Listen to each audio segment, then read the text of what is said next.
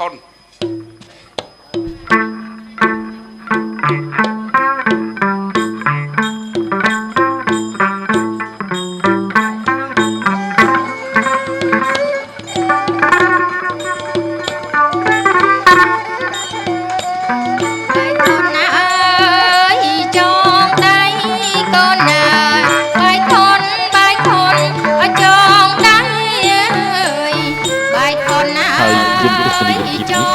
គឺជាការប្រកបពិធីចង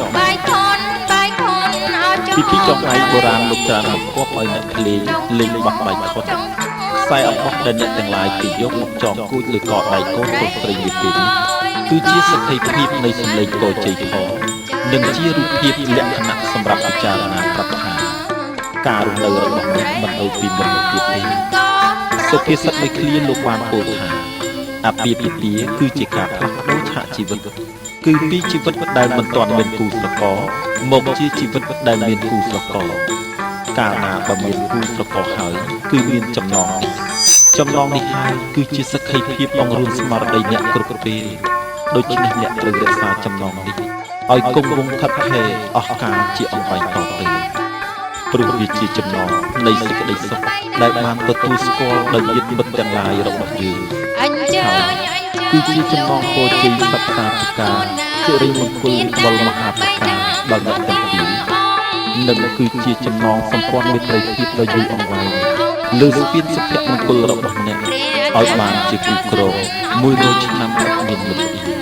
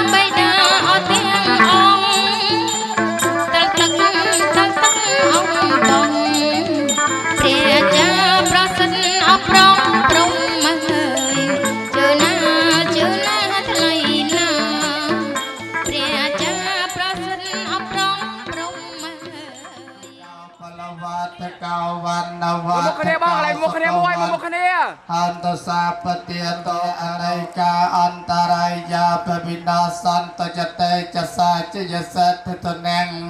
เลียบแผงสาวตุเพียจังสแข่งพลังสไรอายุจวันนาวจะโพแกงวทีจะสวาสตวาสาวจะอายุจะจีวสาวทีพระวันโตเตสาธุก่อนนะที่เป็นจอมสมจุนโปคนโปรสไรจุนโปมะปาจุนโปลูกใจลูกตาไอ้ดอมลูกจุนติวถึงอ้อสมบานสิ่งใดสกปรุกนี่เจยองสวงสกองปิดทีมงคลการคนโปรสไรขนมไทยในพุทธจิเนียนไรสุดใดแม่น้องแม่นโดยมอดประกอบโดยทายยกไว้ชีบันต้น